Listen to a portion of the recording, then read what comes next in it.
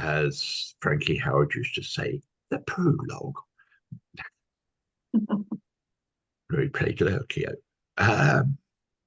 Good morning, folks. Today we have an interesting talk. Well, I think it must be from the title, which is slightly enigmatic.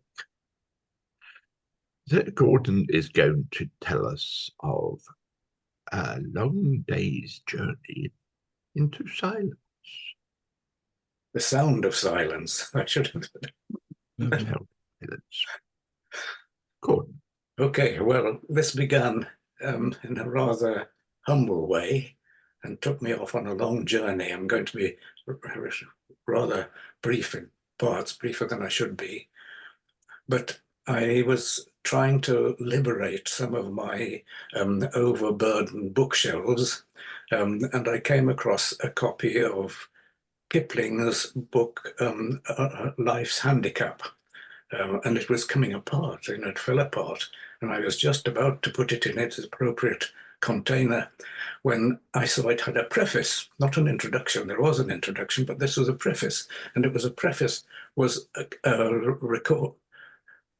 an exchange between Kipling and an Indian mendicant storyteller, Gobind.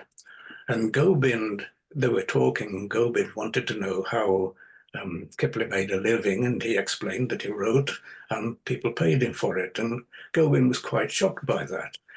They had a little talk together. I think Kipling comes across as rather apologetic for his way of life. There was only one advantage that Gobind could see about writing stories for money, that were, it would ensure his name would go on if Kipling added that to the source of his stories. You know, and it would look as though Kipling did draw some of his ideas from this character Gobind. But when Gobind went to his fellows and explained what was going on, he was rebuked as wanting to go on living after he died. Anyway, this started me thinking about Gobind and what was behind his way of life. And this I know a little about because I was required at university to read both the Iliad and the Odyssey in Greek. And these are not short works by any means. Those of you who have actually looked at them will see that as they stand in translation, each is a book of 24 other books, of course, in a concept, a line that follows through. And each of these books was about 400 lines in average. So you can do the sums yourself. That's 48 books in poetry. It's in dactylic hexameter, and a lot of work has been done on this. Just by looking at the text, we know that it was composed in several different dialects of Greek, and that it was composed, that contained elements in it, of these books, that covered a period of 500 or 600 years. You know, something that happened at one time was very different elsewhere. Different armor, different names, and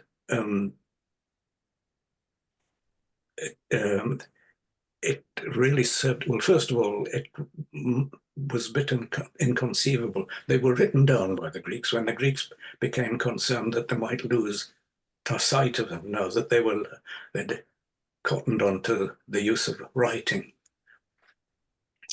And it's, as I say, they were composed at different periods, put together in different ways, and it seems a bit improbable that anyone could have remembered all these by heart.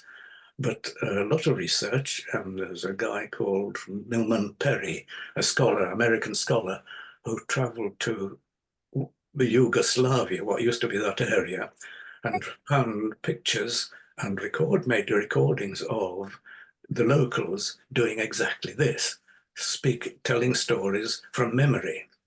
And of course, they wouldn't get the whole book of the Iliad in one go.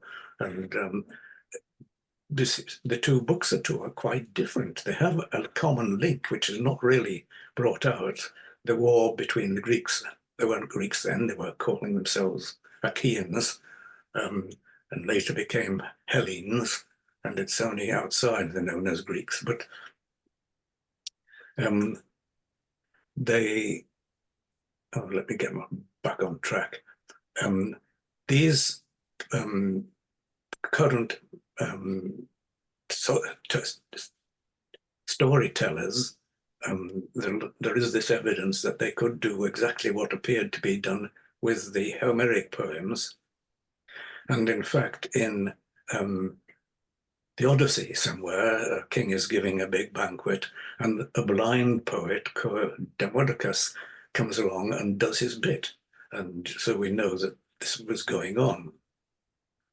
I remember at university, there was a Greek professor, what's his name?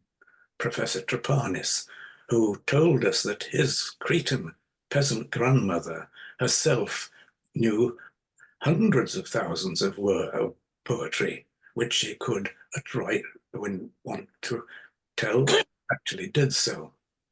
And it's clear too that this storytelling had an important social function. It gave a sense of community to people. People would be all listening to the same thing, thinking the same sort of thing. As a bard would turn up at a place and offer to tell stories to the local noble, and he would tell a story and possibly introduce new stuff that the locals might be interested in. So there's a very important social function going on there. There's probably things I should tell later, but if you want to ask, I can do so. What is also interesting is that despite writing was now available, it looks as though the writing had to be spoken. And for example, the Greek historian Herodotus wrote an immense amount of stuff about the Greek history. And he used to go to places like the Olympic Games and tell the stories to people listening. It was almost as though the words didn't become real and people actually heard them.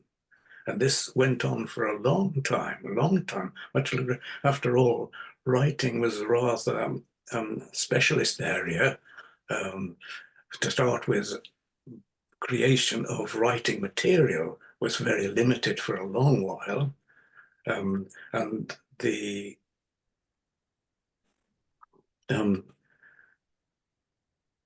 and of course, gosh, my memory. Never mind. You can come back to that later. Eventually, even in later times in Europe, you know, the reading went on as more important than the written word. There wouldn't be very many books available at all.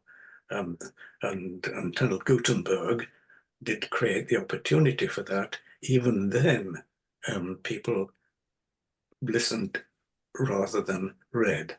The historians tell us that even in the 1700s, people would gather, you know, a little community would gather and hear somebody who had a few books and could read would entertain them. And it's worth mentioning that I think in connection with this spoken word, if you think of what I believe people would call influences nowadays, Socrates, Buddha, Lao Tzu, and of course Jesus, they never wrote anything down. They told stories. And there's a very fine example of being strict about this. I don't know how I dug this up, but there's a Hasidic Jew, very important teacher, a Jewish teacher, Rabbi Nachman, who lived in Poland. Places that was, you spell it as Breslau, but knowing Polish, it would come out as something very different. But he lived there, and I'll have to read what I actually found from him. Rabbi Nachman ordered that all records of his teaching be destroyed. His words must be passed from mouth to mouth, learned by and in heart. He said, "My words have no clothes. When one speaks to one's fellows, there arises a simple light and a returning light." And this oral tradition, the stories, songs, and poems, passed from mouth to mouth, and it was a long-standing tradition, and it kept the gift of speech alive. It's generally regarded that even now, poetry ought to be heard rather than just written. And I do notice, maybe some of you have had this experience also, but when I try to learn a poem by heart, something seems to happen that I'm not aware of as I read. For example, if you take a poem from a particular community, there's a rhythm in it which is quite different to another.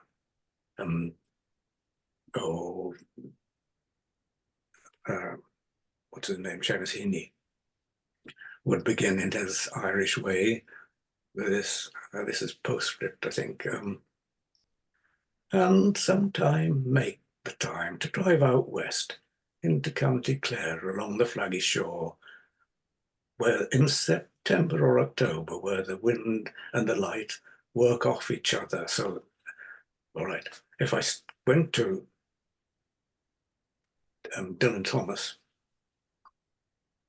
"Oh, it was my 30th year to heaven, woke to my hearing from harbour and neighbour wood, and the mussel pooled and heron priested shore," begins to sound like a Welsh preacher going on, and now it's got quite a different flavour to it when spoken. And I also found it was useful when I had to learn some German to teach my class. I made a lot of use of getting parallel texts of German poetry and learning those. And I do know from what other people said to me that I had a very convincing German accent that came to me, which I wouldn't have got if I'd read the words alone and tried to memorize them. So poetry ought to be, heard rather than just read.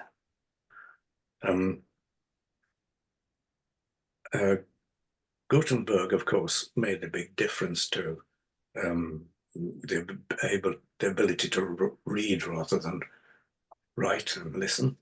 But as I say, even after him, the copies just weren't available. And we know even Dickens made a living out of going and reading aloud his stories to audiences. There would be many people there who would never hear things. After all, if you're in control of the literature, you have power.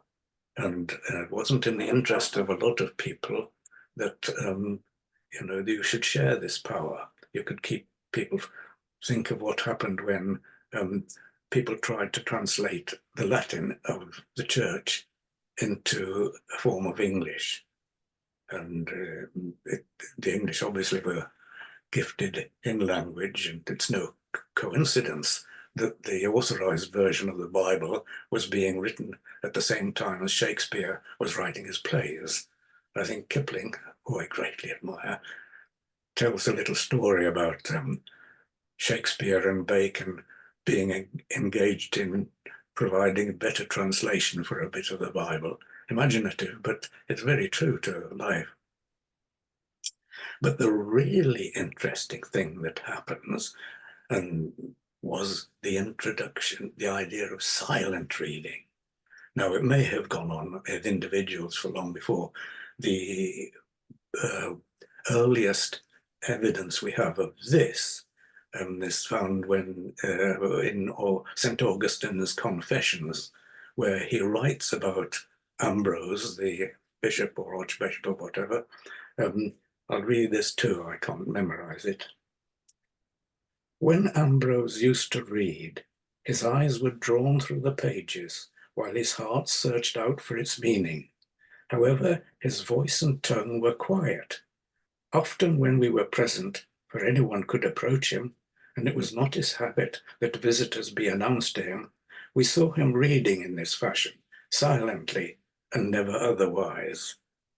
Now that came to have a very, very important effect, I think.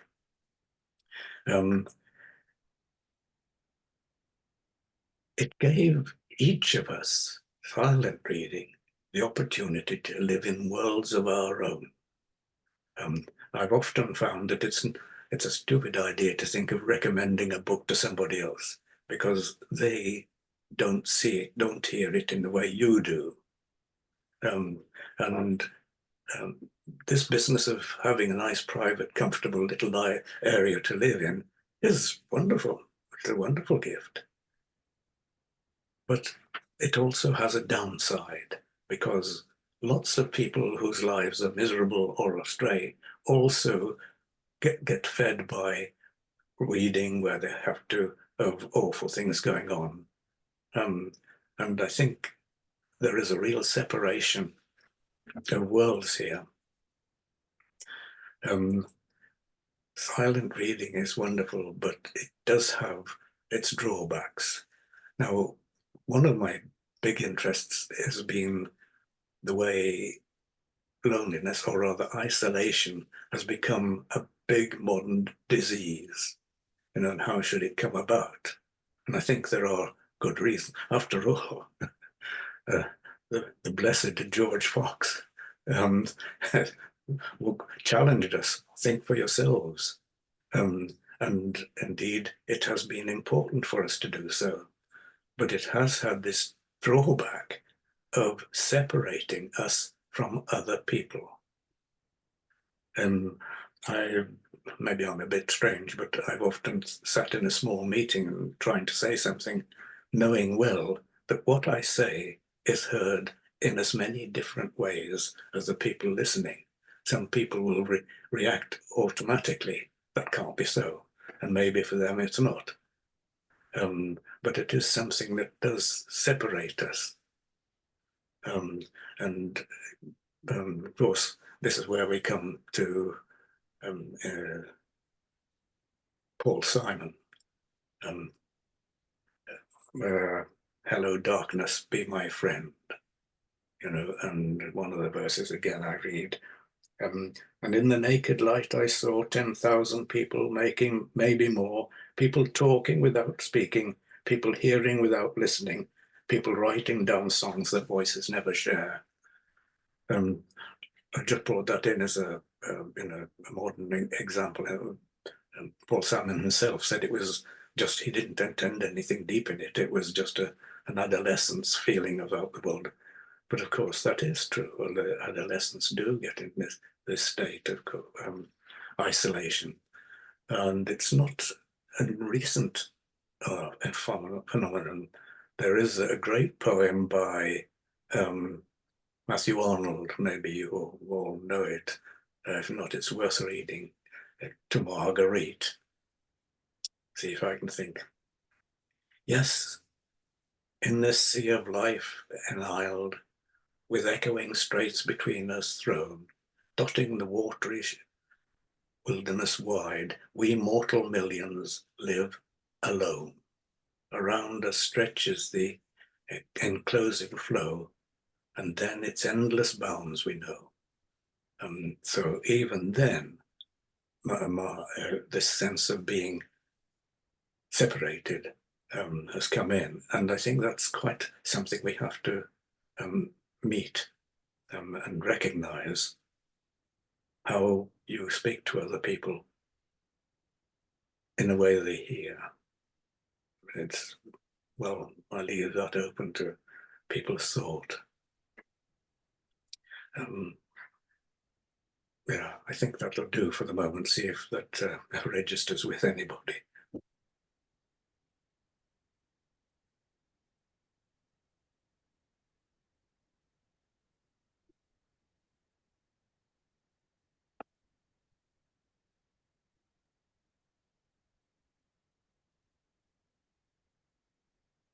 I think the first Sorry. I think the first bit about the Paul Simon bit was that the first phrase, it was slightly different because it goes, "Hello, darkness, my old friend," which relates a bit to there, the fact that he'd recognized that for quite a time, and I think that registers with me quite well, because he was speaking to himself. There was no one speaking with him, and yeah, I can understand that from what you said, what you've emphasized later on, earlier, which was very, very resonant to me.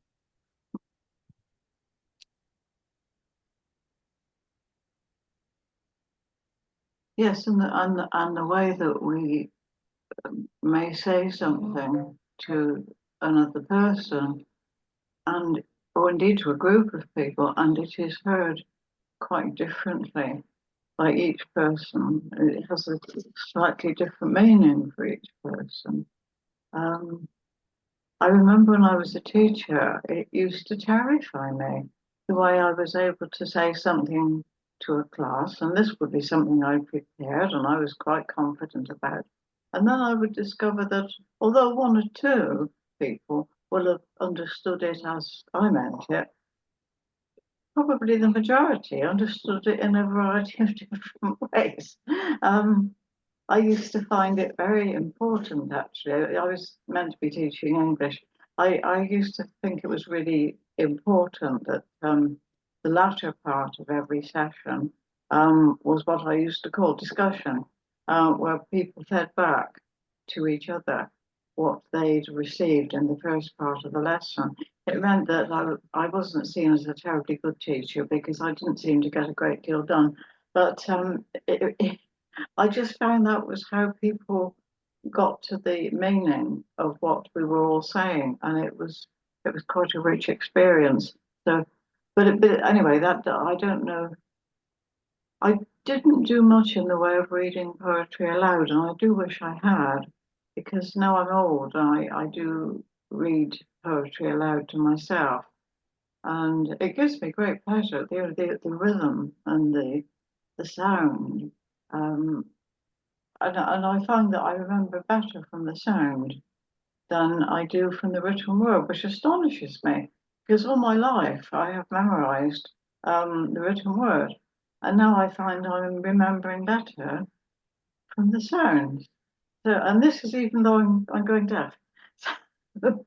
So anyway, so a good deal of what you were saying, Gordon, extremely relevant to me, very, very interesting. I don't know what other people's experience of that is.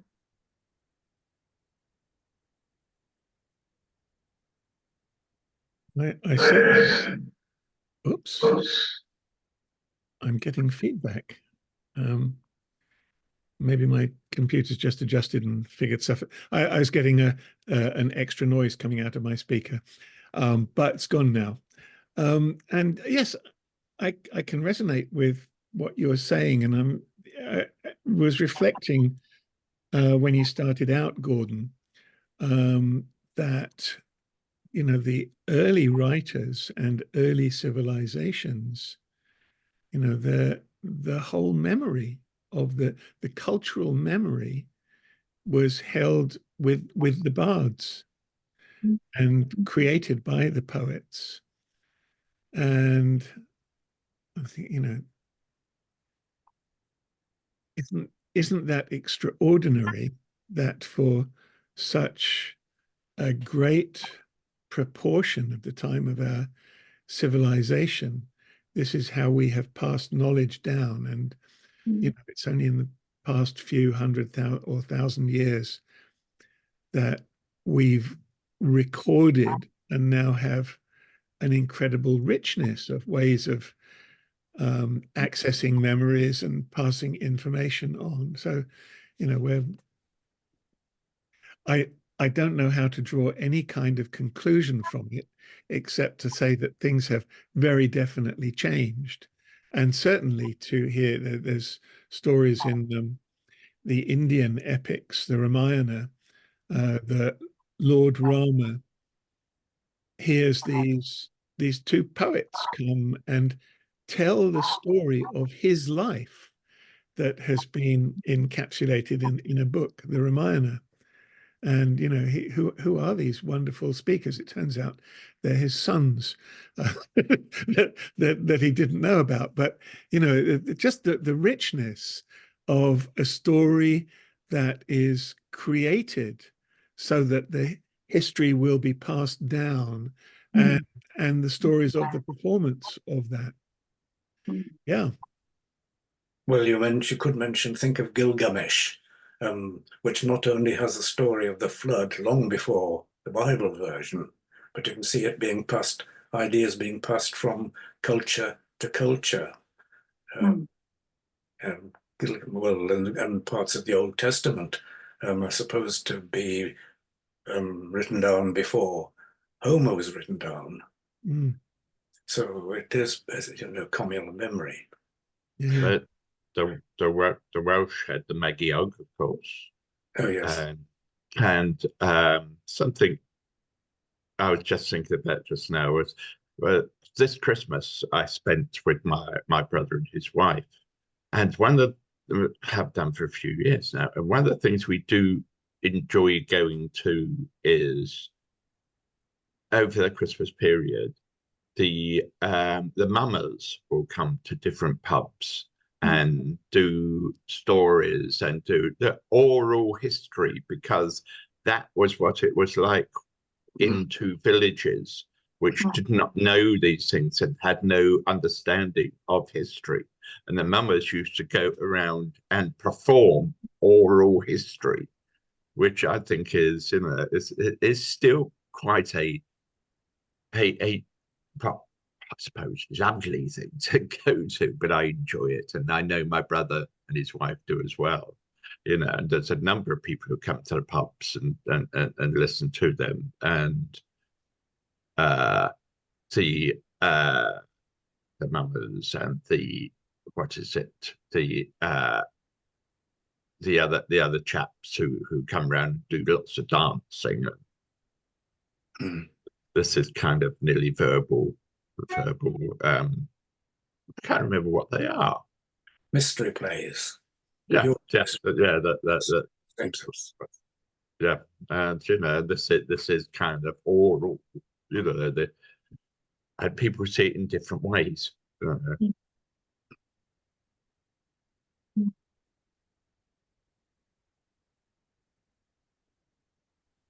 Gordon, you started off talking about isolation and how we have become separate. And my internal chatter whilst you were saying that was, how remarkable it is that we've created a world in which we feel ourselves separate from our creation and our creator,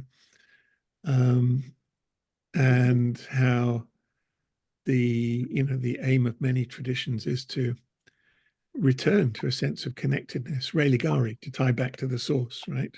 That's the meaning. Yoga, the same thing. So the whole story of, not the whole story, but the whole story of our history and evolution is about what we can do together, what we can accomplish, and how we are connected to the planet. And indeed, what we're missing out on at the moment is our sense of connectedness, so that we're, in feeling separate, we feel able to damage the planet without thinking about it, because it's something other. So I cherish the role of language and communication in bringing us together. Yeah. One thing that might be of interest to Quakers to look at is how limited was their effect of the early Quakers on society, whereas not long after, John and Charles Wesley came out and managed to communicate with thousands. And I've always felt that the way that they did this was through Charles Wesley's songwriting, hymn writing. So you all joined in. Think of what, even at football matches, Abide With Me and so on. You immediately, in the open air, a lot of big audience, you immediately communicate, bring together people in the way that, I say, George Fox pushed us out to be ourselves. I've always been very interested in what I like to think of as the evolution of consciousness, that it is a continuum. Now, we've got to the bit where we're all separated, and what we have to do is find our ways back. And if we don't know how, the world is telling us, we need to live. What is it? We have to love or die. It's better. Whatever Auden wrote, we've got to learn. A lovely quote I remember from a very wise philosopher who ought to be better known. Words are only themselves by being more than themselves. One word doesn't mean anything until it's with other words. And he said, perhaps this is true of human beings as well.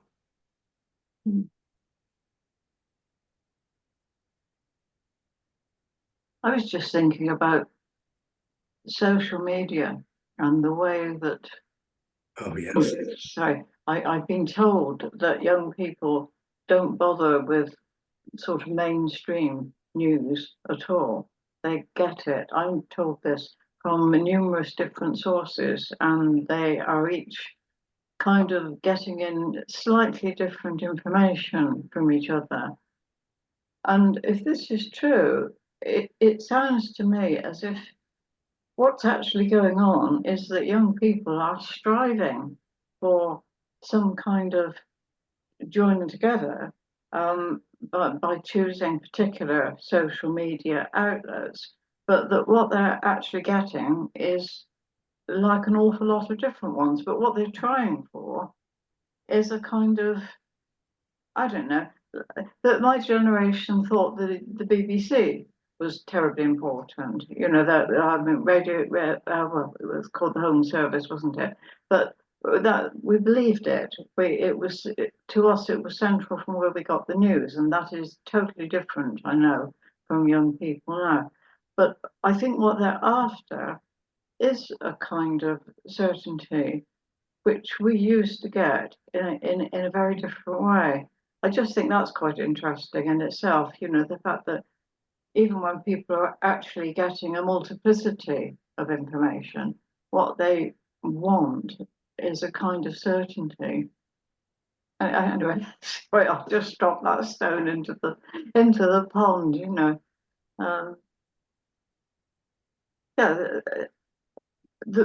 I think what I'm just trying to say is we're all trying to reach a kind of central knowledge, but we're doing it in a way which is, in fact, self-defeating.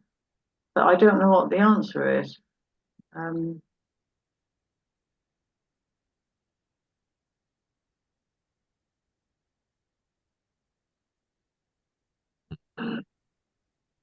Gordon, your reference to storytelling reminds me why I'm always so delighted to visit my family and particularly my cousins. All of our parents are deceased now. And it's so important but joyful to turn off the TV and tell stories and remember our parents and our aunts and uncles. And everybody, as you said, might have a different sort of slant on a particular story, or there are stories I've forgotten and others remember. And it's so beautiful to have them told and retold, but also because they contain within them a reflection of social history. We're reminded of what farming was like and how people entertain themselves, including, dancing at crossroads and all sorts of different things that you might learn in your history lessons. But it just brings them alive when you're discussing it with characters that you absolutely know, loved and met throughout your life. And I was also thinking of, I'm involved with some other Quakers with the Peaceful Schools Project. And it's such a joy working with, 8-year-olds. But one of the things they look forward to is the story. If the session involves a story, it's just such a wonderful way of illustrating a point, an opportunity for learning. And it's often the story that they go away and remember, and they tell at home or repeat in the playground, etc. So storytelling is really powerful and rich. Thank you.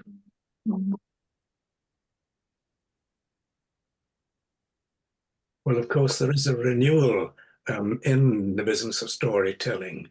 I have on my shelf somewhere Jeff Mead's book, Coming Home to Story. Now, Jeff Mead started off as being, chief constable of some police area, and for recreation took his underlings along to a weekend of storytelling, and they heard these professional storytellers. And Mead immediately went to he wanted to become a storyteller, which he did. He went on a storytelling course, and he is presumably still at the moment teaching, telling stories. But I don't know. Do you know Patrick Collin's book, The King of Ireland's Son? Patrick Collin assembled all the Irish tales he could and has made one long, very involved story, which begins in a way and ends in a way together.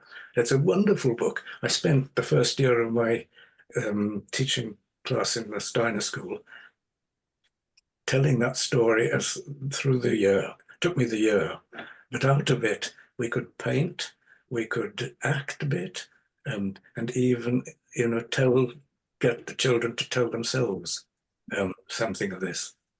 But it's a wonderful book. I can read it again now. It's so complex, but in the Irish way of telling stories too. Wow. It probably includes all sorts of obscure expressions, which I've grown up with.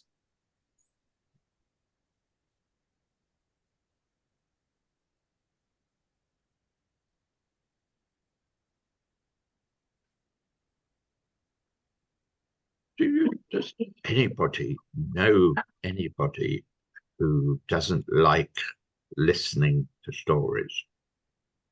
I haven't come across anybody yet who said, no, I don't like that. No, I wish I would be quiet or something like this. Everybody loves listening to stories. It really goes back to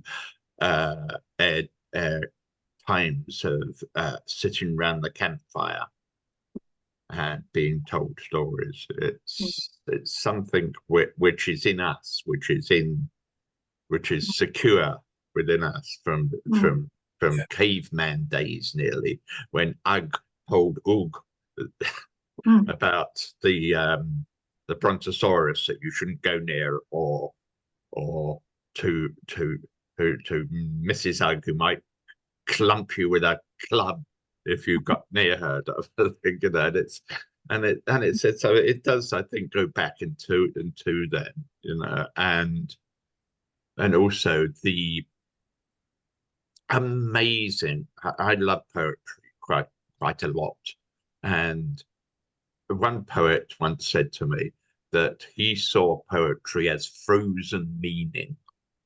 A lovely phrase, but that is quite powerful, and that is used by lots of people if you want to put across something that you strongly believe in.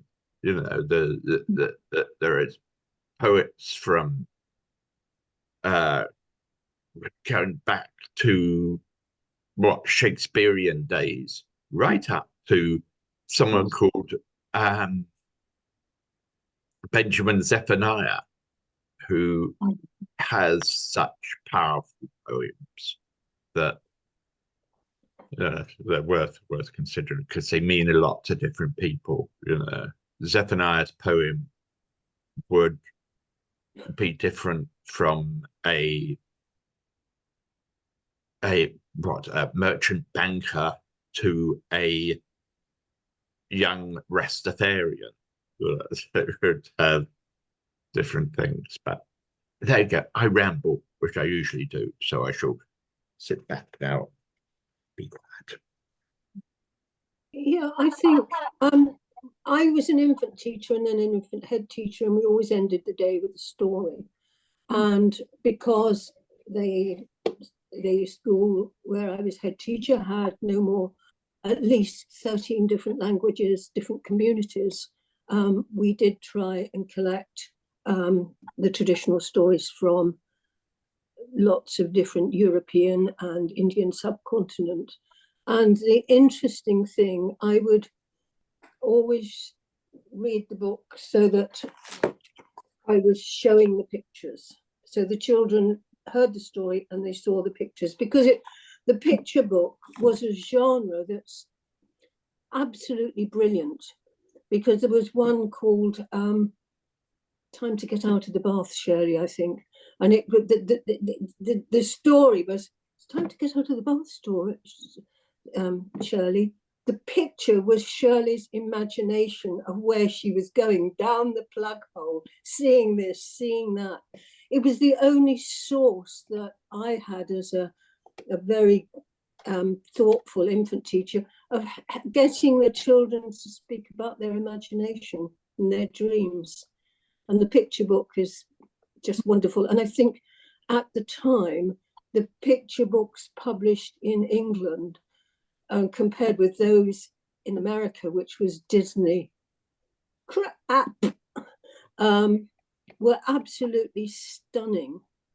I'm not sure now, I'm out of education, obviously, but the issues that the children discussed, because I would say, which bit did you like best, or what did you, and it was just amazing. Children could reveal, some of them had the most amazing indoctrination by the particular Sunday school, be they Hindus, be they Muslims, be they different sects of Muslims, be they different sects of Christianity. It made me very, very wary of actually imposing religion on the under 18s. I think your choice of religion personally is something you come through thought when you're an adult. It should be illegal to indoctrinate children into a particular religion. Sorry, folks, that's my view. As an infant teacher, an infant head teacher, and a specialist in early childhood. Imagination is the key word. And that's But you can only imagine, Gordon, what yes, you have dreams and nightmares. As someone who grew up in Second World War, my nightmares were the Japanese coming for my dad or the Germans coming for my dad. And I absolutely shudder to think what the children in the Middle East, in Ukraine, in Russia, are actually having nightmares about. It's really an important issue that I think we don't really understand yet.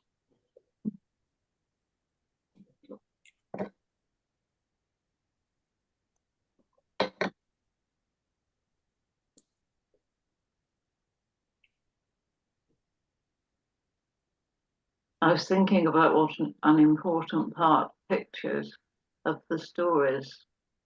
I was first being told, and later I was reading, how important the pictures were. I mean, to this day, I can't always remember the story, but I do remember the picture. I was growing up in the 40s, and yeah, I had a sudden blip then. I thought, my gosh, should I say 1940s or am I safe saying the 40s, But no, there were pictures. There weren't that many books, but the books that there were did have these lovely pictures. And I remember particularly the ones with giants and pixies and other kinds of creatures, people that you didn't actually see out day to day on the street, so you had to go by what it said in the picture.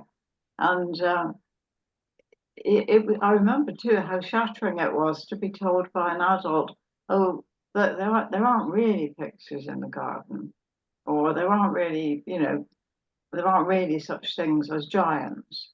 I mean, I just thought the adults were wrong, because what I had seen was so much more real than they're simply telling me these things didn't exist. Now, I don't know how far that, would have any effect on children in the dreadful situations that some children are in today. I don't know. Maybe in their mind they go somewhere else, somewhere less frightening than the day-to-day life today in Gaza, for example. I don't know.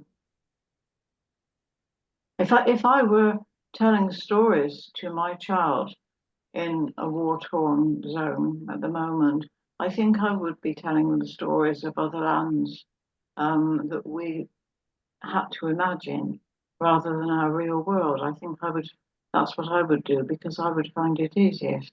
And I hope I would be able to take them with me on that spoken journey. But whether I'm right and it would work is another thing.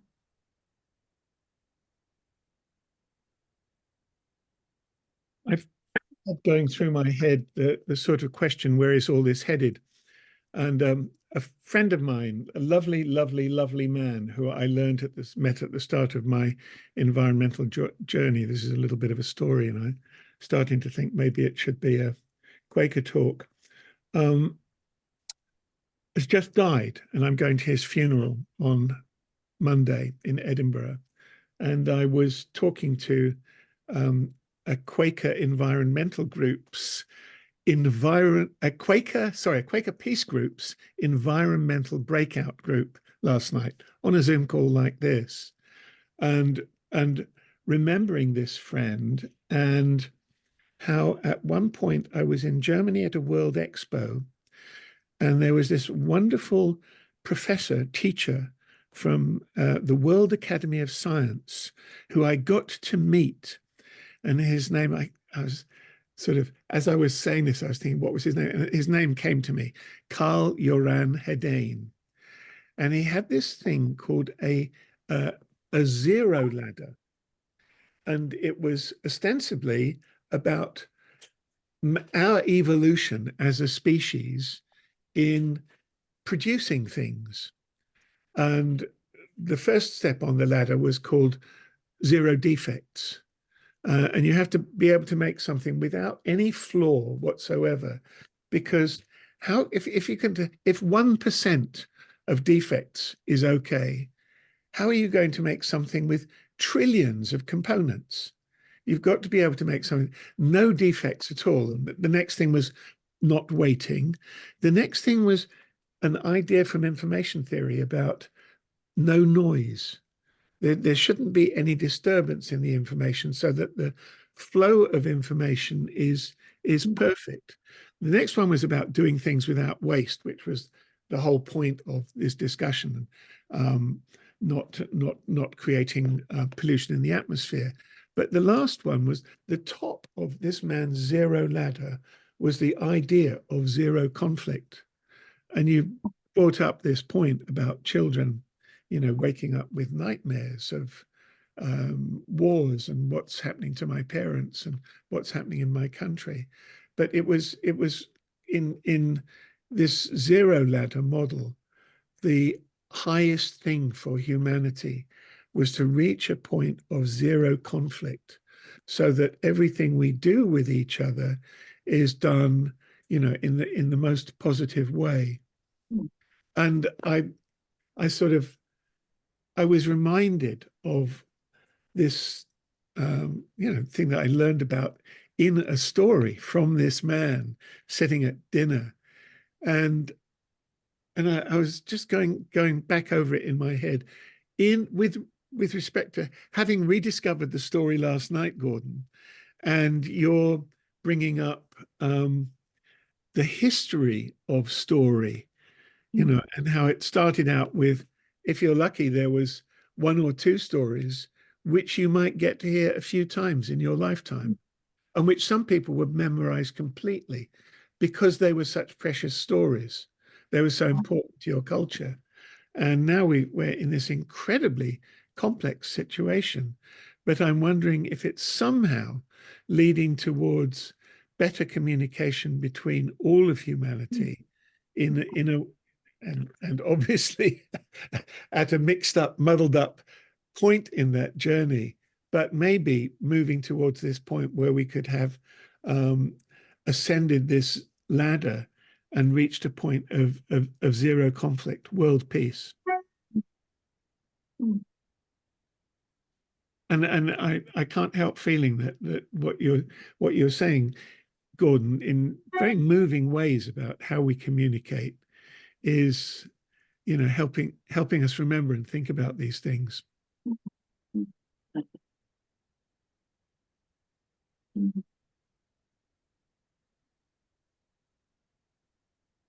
It would be really nice, wouldn't it, if somebody were to create a series of Zoom meetings where what we did was read poetry, say, you know, some of the long poems maybe in the episodes, because some of them are beautiful and they're all very interesting.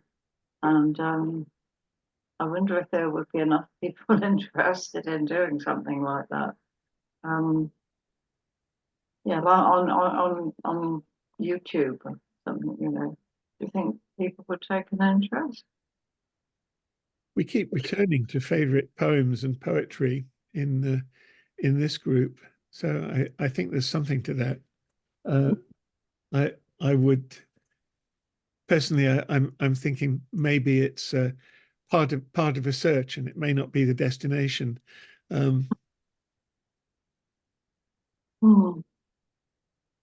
But part of the searching is exploring these ideas, as we're doing here with having a discussion group and bringing up letting different topics emerge. I mean, we've covered so much ground in well over 100 talks and discussions that we would never have been able to cover in a Quaker meeting. And yet it's juxtaposed with the silence, with the idea of meeting in silence and then seeing what emerges from that silence. And maybe whether that brings us back to a silence, but in an enriched way.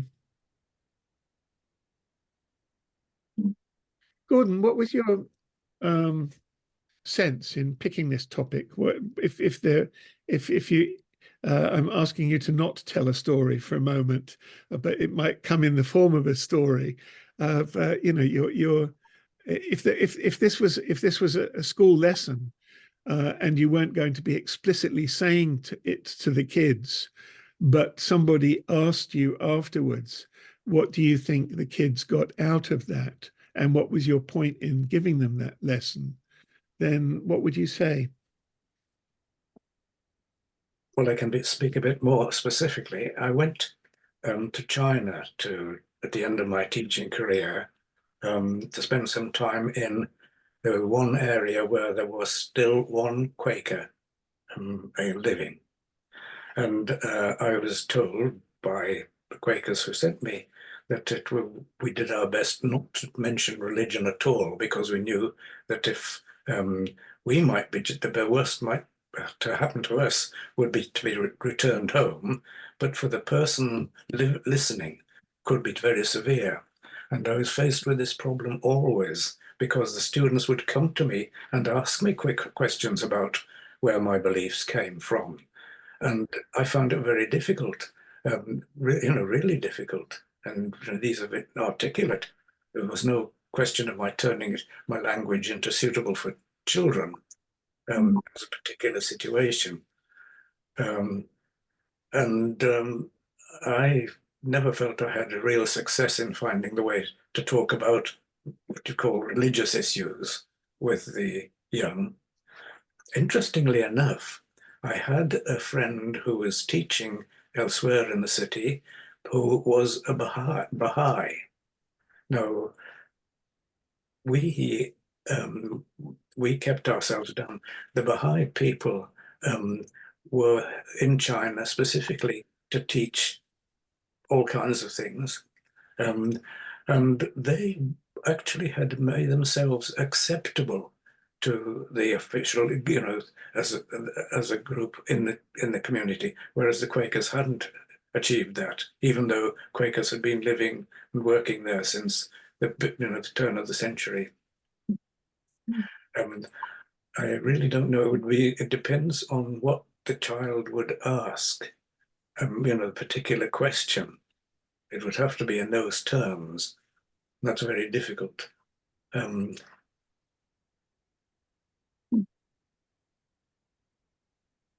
We had a habit in my last school at the beginning of the day with a spoken verse, which it was intended to direct the children away from the apparent reality of something to what might be happening elsewhere. The sun with loving light brings life to each day, and so on. This kind of general situation. And we hoped, I'm thinking again of the schools I was in at last, we hoped that there would be something in the structure of the day and the kind of things we were talking about that would already address these questions. Yes. I learned more, I think, from the children asking me questions than I was probably able to pass on. You do know that there is this, what do they call it, Sacre group of representatives from different denominations, Salvation Army, Catholics, whatever, who spend time discussing the question of religion in schools. And this, to me, it's always been absurd that the religion lesson, the one that we have to teach, has no examination, has no homework, and so kids who are not interested just turn off. And it's always seemed to me that it's important that anything spiritual should manifest itself in what we do rather than what we say, how we deal with things. But that's very difficult. I'm not pretending that's easy, but I think the emphasis has to be that way. Where do you think we come from? I don't know. Now, there's the thing, because I was the Quaker representative from the Sacre group for a while. All right. And the problem with that, I reluctantly said I couldn't continue to friends in that, because there was a group of quite strong Anglicans who wanted to express their views on religion to the exclusion of other religions. So other religions which were there at the time had started to move away because their voice wasn't being heard at all, which I thought was rather sad. But I don't know if Friends still have a representation on that group, but I would probably be interested to know if it continues and how it continued. Well, I felt what many were simply doing was encouraging a kind of, what do you call it, anthropological view of religion, whereas what I was concerned about was the spiritual experience of religion. I felt, in fact, the existence of a one lesson a week religion in schools is absolutely negative, totally waste of time. Yeah. I'm with you. I think it's a long time since I've been involved in teaching, but at one point when the national curriculum came into being, the religious education was learning about the different religions and their central meaning, their prophets and their books. And to be honest, I thought that was intelligent, thoughtful, and part of a young person being interested in what there is out there.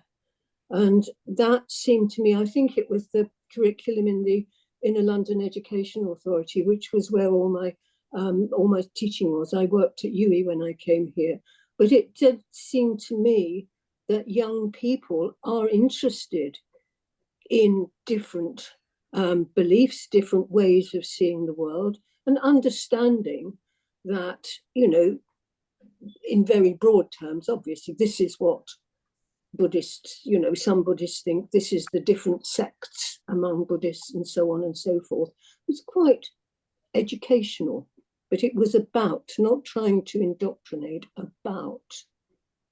And that seemed to be a good thing. Go back to Kipling.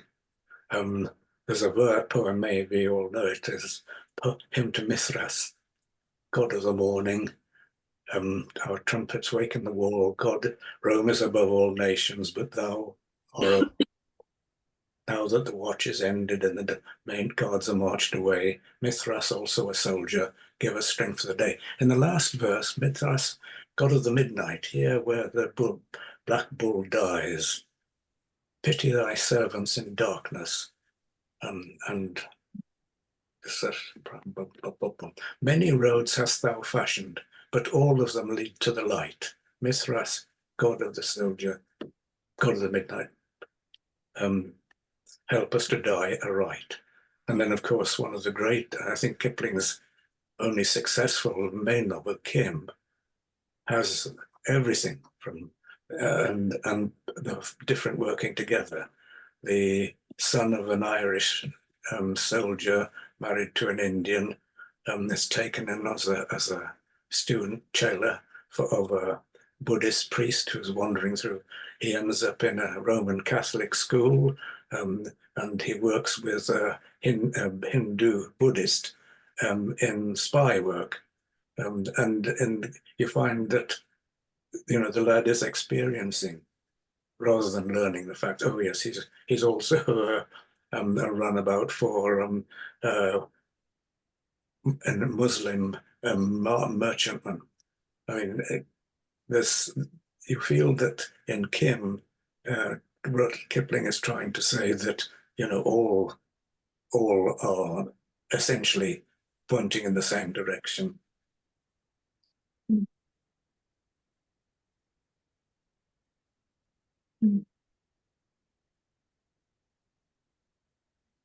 Well, my friends, that has been a interesting hour with lots of thoughts that maybe you thought were different from the start of the meeting to the end of the meeting. So, which is good for us all. And surprisingly enough, next week, you've got a story which I will be reading to you, which hopefully you'll find interesting. Because when I first started reading this story, I didn't think it was going to end the way it did. But do come and listen.